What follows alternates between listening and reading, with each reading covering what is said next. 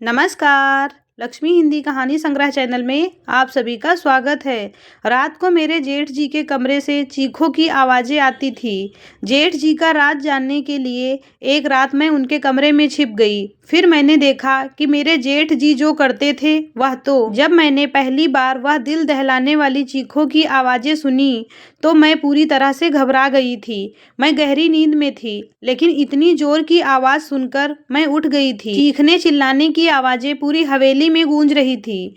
उस समय चारों ओर सन्नाटा छाया हुआ था। मेरे कमरे में बहुत अंधेरा था, इसीलिए मैंने हाथ से टटोलते हुए साइड टेबल लैंप जलाया और घड़ी की तरफ देखा तो रात के 2 बज रहे थे और चीख पुकार की आवाज़ें पूरी हवेली में गूंज रही थी। मैं हैरान थी कि मेरे बगल में लेटे मेरे पति मोहित अभी भी गहरी नींद में थे। इतने शोर में उन्हें नींद कैसे आ रही थी मुझे नहीं पता। 2 दिन पहले ही मेरी शादी मोहित के साथ हुई थी। मेरी शादी बड़ी ही धूमधाम से मोहित से हुई थी। मैं बहुत ही अच्छे खानदान की बहू बनी थी। मेरे सास ससुर नहीं थे, लेकिन मेरे जेठ और जेठानी जी बहुत ही रेख रेख वाले इंसान थे। मैं उनके व्यवहार को अच्छी तरह से जानती थी। मेरी और मोहित की शादी लव मैरिज थी। हमने एक दूसरे को शादी के लिए पसंद किया था और वहीं से हमारी फ़ोन पर बातें भी शुरू हो गई थी। हम दोनों बहुत ही अच्छे खानदान से थे, इसीलिए इस रिश्ते से किसी को भी ऐतराज़ नहीं हुआ। मेरी शादी की पहली रात थी और उसी रात मैंने चीखों की आवाज़ सुनी थी। सुनने में लग रहा था कि वह किसी लड़की की आवाज़ है और वह किसी को मदद के लिए पुकार रही हो। पहले तो मैंने सोचा कि कमरे से बाहर जाकर देखूं कि आवाज़ कहाँ से आ रही है। इस वक्त इस तरह से तेज-तेज आवाज़ से कौन चिल्ला रहा है। लेकिन मैं अभी नई नवेली दुल्हन थी। इस तरह कैसे मुंह उठाकर कमरे से बाहर जा सकती थी। आधे घंटे तक यह आवाज़ गूंजती रही। उसके बाद शांति छा गई। मुझे मोहित की नींद देखकर हैरानी हो रही थी। वह इतने शोर शराबे में कैसे सो सकता था। लेकिन कुछ देर बाद आवाज़ आनी ऐसे बंद हो गई थी जैसे कभी शोर ही ना हुआ हो। मैं दोबारा से लेट गई और अब मेरी आंखों से नींद कोसों दूर थी, क्योंकि मेरे दिमाग में बार बार वही चिल्लाने की आवाज़ गूंज रही थी कि आखिर वह कौन चिल्ला रहा था और क्यों। सबसे बड़ी बात कि उसके आवाज़ पर सब लोग खामोश क्यों थे, वरना घर में एक हलचल सी मच जानी चाहिए थी। फिर मुझे कुछ डर सा महसूस होने लगा, क्योंकि जहाँ पर हवेली बनी हुई थी वहाँ आसपास केवल जंगल ही जंगल था। यहाँ से गांव 3-4 किलोमीटर दूर था। मैं कुछ दिनों के लिए गांव में आई थी, क्योंकि मुझे रहना शहर में ही था। शादी से पहले ही मैंने यह बात मोहित से तय कर ली थी और शहर में भी इन लोगों का बहुत ही खूबसूरत सा घर बना हुआ था और गांव की हवेली तो इतनी बड़ी थी कि न जाने उसमें कितने कमरे बने होंगे। मुझे तो इस हवेली में घुसते ही यह किसी महल जैसा लग रहा था। मैंने बस थोड़ी सी नज़र डाली थी, लेकिन यहाँ की अमीरी देखकर मेरी आंखें फटी की फटी रह गई थी। मेरा कमरा बहुत ही खूबसूरत फूलों और कैंडल से सजाया गया था। मैं खुद पर जितना घमंड करती उतना ही कम था। हम दोनों को देखकर सब लोग राम सीता की जोड़ी कहते थे, मगर आज की रात जो मैंने सुना था उसके बाद मेरे दिमाग ने काम करना बंद कर दिया था। न जाने कब सोचते सोचते मैं फिर से नींद के आगोश में जा चुकी थी। सुबह मोहित प्यारी सी मुस्कान अपने चेहरे पर लिए मुझे जगा रहा था। वह कहने लगा, उठ जाइए मैडम जी, यह दिल्ली नहीं है जो आराम से चादर तानकर सो रही हैं। तभी मैंने धीरे धीरे अपनी आंखें खोली तो देखा कि मोहित बिस्तर से उठकर अपने कपड़े निकाल रहा था। वह मुझसे कहने लगा कि तुम्हारा सामान कमरे में रखा है, वही कपड़े आज तुमको पहनने हैं। वह मुझे यह कहकर बाथरूम में चला गया। मैं बेड से उठकर बैठ गई थी। फिर मुझे ऐसा लगा कि रात वाली बात शायद मेरा कोई वहम ही था। तभी मोहित भी बाथरूम से नहाकर बाहर आ गया था और मैं भी वही सोचते सोचते बाथरूम में चली गई। मुझे पहनने के लिए जो कपड़े दिए गए थे वह बहुत ही भारी भरकम थे। वह देखकर मेरी आंखें फटी की फटी रह गई। मैंने फ्रेश होने के बाद बहुत ही मुश्किल से उन कपड़ों को पहना था। मोहित कमरे से जा चुका था तो कुछ लड़कियां मुझसे पूछकर मेरे कमरे में आई और मुझे तैयार करने लगी। फिर मैं सज धज कर जब बाहर आई तो मेरे जेठ जी सामने कुर्सी पर बैठे थे। उन्होंने मुझे देखा और मुस्कुराने लगे। फिर मेरे पास आए और मुझ पर हजारों के नोटों की बारिश करके मेरा स्वागत किया। फिर मुझे बाहर ले गए, जहाँ गांव की औरतें औरतें मुझे देखने के लिए न जाने कितनी देर से इस गर्मी और धूप में मेरा इंतजार कर रही थी, क्योंकि वह सब मेरी एक झलक देखने के लिए बैठी हुई थी। मेरे जेठ जी कहने लगे, यह हमारे घर की नई मालकिन है, मोहित की पत्नी। सभी औरतें मुझे नमस्ते करने लगी। मैं थोड़ी ही देर वहां रुकी, क्योंकि वहां धूप बहुत तेज थी। इसी वजह से मेरी हालत खराब हो रही थी। जल्दी जल्दी मैं अंदर आ गई और अपने कमरे की एसी ऑन करके बैठ गई। पूरा दिन लगातार लोगों का आना जाना लगा रहा। मोहित से मेरी मुलाकात बस रात में ही हो पाई, क्योंकि वह पूरा दिन मर्दों के साथ ही रहे थे। गांव के कुछ अलग ही रस्म रिवाज होते हैं। पति पत्नी आपस में कम वक्त और दूसरे लोगों के साथ ज़्यादा वक्त गुजारते हैं। यही मेरे साथ भी हुआ था। रात तक मैं थकान से चूर हो गई थी, इसीलिए बिस्तर पर लेटते ही मुझे नींद आ गई। तभी मोहित मुझसे कहने लगे कि शायद तुम गांव के माहौल से परेशान हो गई हो।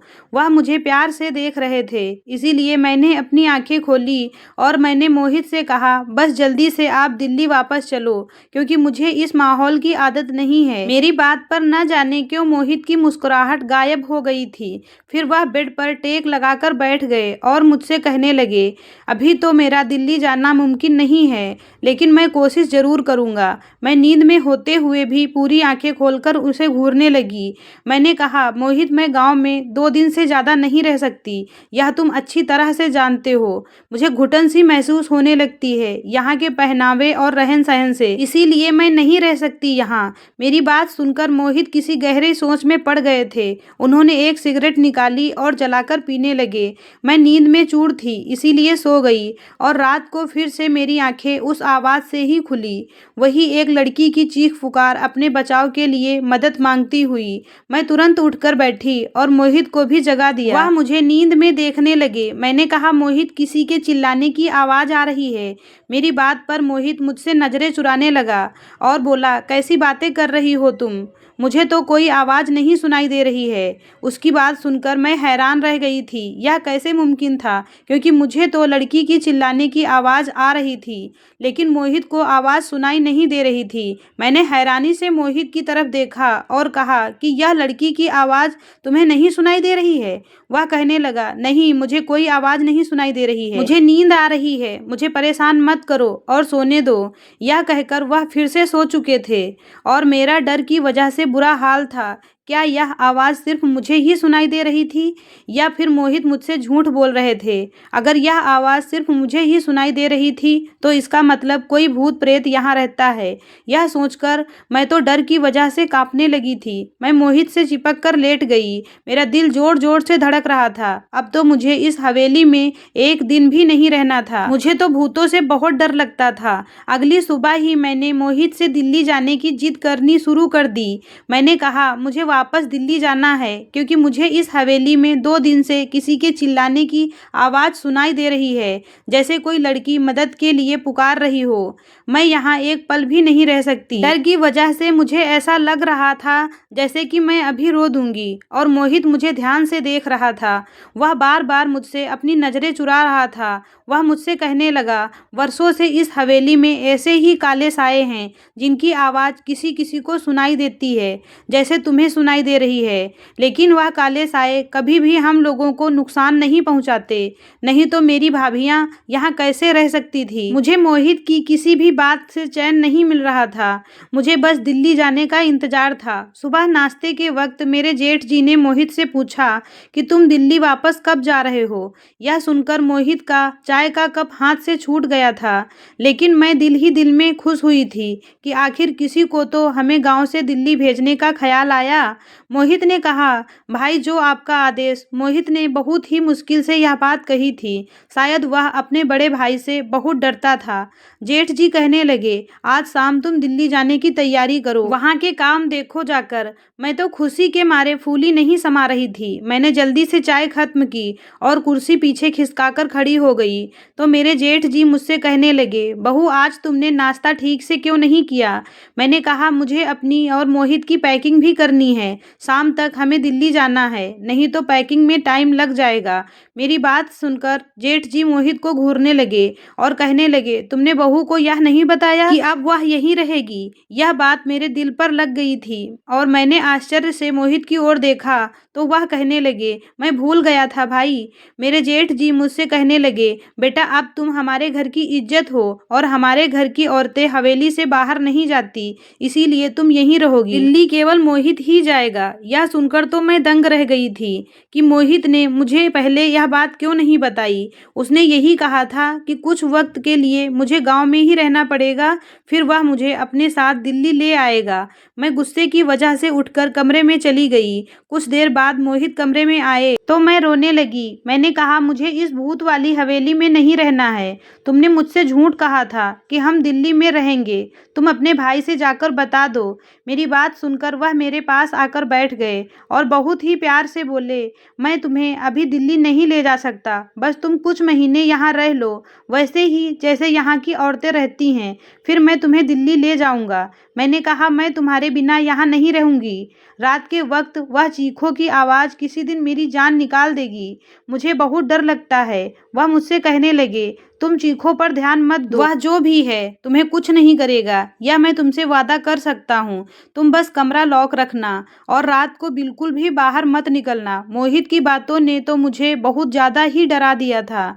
मैंने कहा, मैं अकेली रात को इस कमरे में नहीं सो सकती। मोहित कुछ देर तक सोचता रहा, फिर कहने लगा कि ठीक है, मैं भाई से कहकर एक नौकरानी का इंतजाम करवा दूंगा, वह तुम्हारे साथ इस कमरे में ही सोया करेगी, लेकिन तुम बस यह कोशिश करना कि भाई को तुमसे कोई शिकायत ना हो। मैंने इस बात पर अपना सर हिला दिया। मोहित शाम को दिल्ली के लिए निकल चुका था और मैं अकेली रह गई। रात को मेरे साथ एक नौकरानी मेरे कमरे में सोने के लिए आई थी।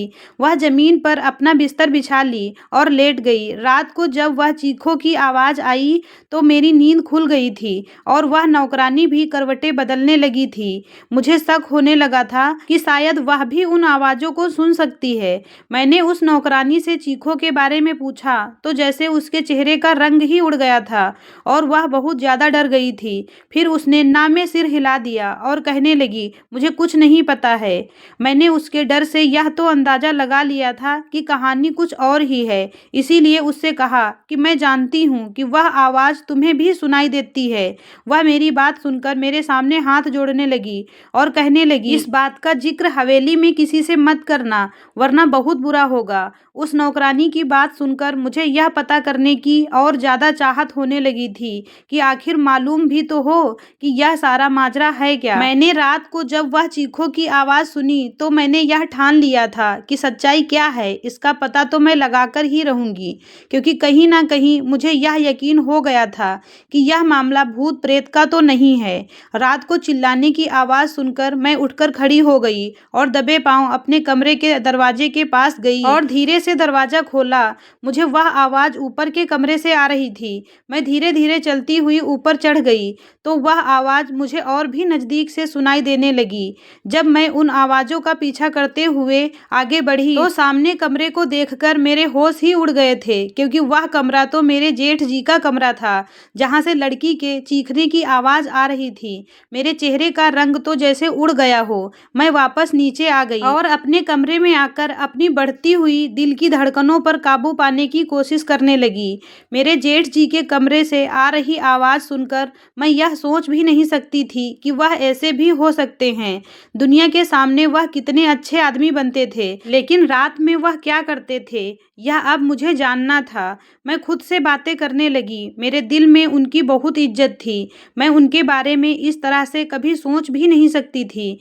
मेरी आंखों से आंसू बहने लगे। मैं अपने बेड पर बैठकर रोने लगी कि मेरे जेठ तो औरतों की बहुत ज़्यादा इज्जत करते थे, तो फिर वह मेरी जेठानी जी के साथ ऐसा क्या करते थे कि वह इतना ज़ोर से चिल्लाती थी। मुझे समझ नहीं आ रहा था कि यह सब क्या है। यह उनका कौन सा रूप था जो मैंने अपनी आंखों से देखा था। मेरी पूरी रात जागते हुए ही कटी थी, क्योंकि मैं उनके बारे में ऐसा सोच भी नहीं सकती थी। सुबह नाश्ते पर वह इस तरह बैठे थे जैसे वह हर रोज बैठा करते थे। मेरी आंखें देखकर वह कहने लगे, लगे। मोहित ने फ़ोन पर बात नहीं की मेरी बहू से, इसीलिए इसकी रो रो कर आंखें सूज गई हैं। उनकी बात पर मैंने कोई जवाब नहीं दिया, बस थोड़ा सा मुस्कुरा दी। वह बोले कोई बात नहीं, मोहित बिजी होगा, जब वह काम से फ्री होगा तो कॉल कर लेगा। मेरा तो उनकी शक्ल भी देखने का दिल नहीं कर रहा था। कैसा दोगला इंसान था मेरा जेठ। दिन में नेक और रहमदिल बना रहता था और रात को यह सोचकर ही मेरा शरीर कांपने लगा था। मैं सोच चुकी थी कि मैं अब इसका पर्दाफाश करके ही रहूंगी, लेकिन मैं जानती थी कि मैं अपने लिए बहुत बड़ी मुसीबत मोल ले रही हूँ। जब मैंने दोबारा वही आवाज़ सुनी तो मैं फिर उसी कमरे के बाहर गई। कमरे के हॉल में देखने लगी तो मेरे जेठ जी पता नहीं क्यों मेरी जेठानी की पिटाई कर रहे थे। यह मुझे समझ नहीं आ रहा था। मेरी जेठानी तो बहुत ही सीधी सादी औरत थी। मैं बस इन चीज़ों का सबूत लेना चाहती थी, इसीलिए मैंने अगली रात का इंतज़ार किया। अगली रात को जब चीखने की आवाज़ आने लगी तो मैं हवेली के पीछे वाले पाइप से ऊपर चढ़ गई और खिड़की से अपने जेठ का वीडियो बना लिया था। मेरा हाथ खिड़की पर लग गया, इसी वजह से शायद उन्हें शक हो गया था कि कोई वहाँ पर मौजूद है। मैं भी इतनी बड़ी जासूस नहीं थी कि सारा काम बहुत ही अच्छे तरीके से कर पाती। मैं फटाफट उसी पाइप के सहारे नीचे आ गई। तब तक हवेली में हलचल मच गई थी। मैं चुपचाप अपने कमरे में आ गई, लेकिन जब मेरे कमरे का दरवाज़ा किसी ने खटखटाया तो मैं डर की वजह से खिड़की से बाहर निकल गई और एक पेड़ के ऊपर चढ़कर बैठ गई, क्योंकि मेरे घर के नौकर टार्च लगाकर मुझे ढूंढ रहे थे, क्योंकि शायद मेरे जेठ ने मुझे देख लिया था। मैंने जैसे तैसे करके रात काटी और अपना मुंह ढककर सुबह बस स्टैंड तक पहुंच गई और दिल्ली वाली बस में बैठ गई। और दिल्ली पहुंचने के बाद मेरे पापा के एक दोस्त थे जो आईपीएस अधिकारी थे। मैंने उनको वह वीडियो दिखाया तो उन्होंने इस केस पर कार्रवाई की और मेरे जेठ जी को जेल में डाल दिया। अब मेरी जेठानी खुशी से उस हवेली में रह सकती थी। मेरी जेठानी ने फ़ोन करके मुझे धन्यवाद दिया और उन्होंने बताया कि वह मुझे पसंद नहीं करते थे, इसीलिए वह जब भी रात में मेरे कमरे में आते तो मुझे मारते थे। मैं और मोहित भी दिल्ली से साथ में ही वापस घर आ गए थे। मुझे सबसे ज़्यादा हैरानी इस बात पर थी कि हवेली में किसी ने अभी तक मेरे जेठ के खिलाफ आवाज़ क्यों नहीं उठाई थी। खैर, इस बात को गुजरे हुए धीरे धीरे 2 साल हो गए थे। फिर मैंने और मोहित ने मिलकर अपनी जेठानी की एक बहुत ही अच्छे लड़के से शादी करवा दी। अब मेरी हवेली में सिर्फ खुशियाँ ही खुशियाँ थी। ऐसी ही और कहानियाँ सुनने के लिए हमारे चैनल को सब्सक्राइब करें। धन्यवाद।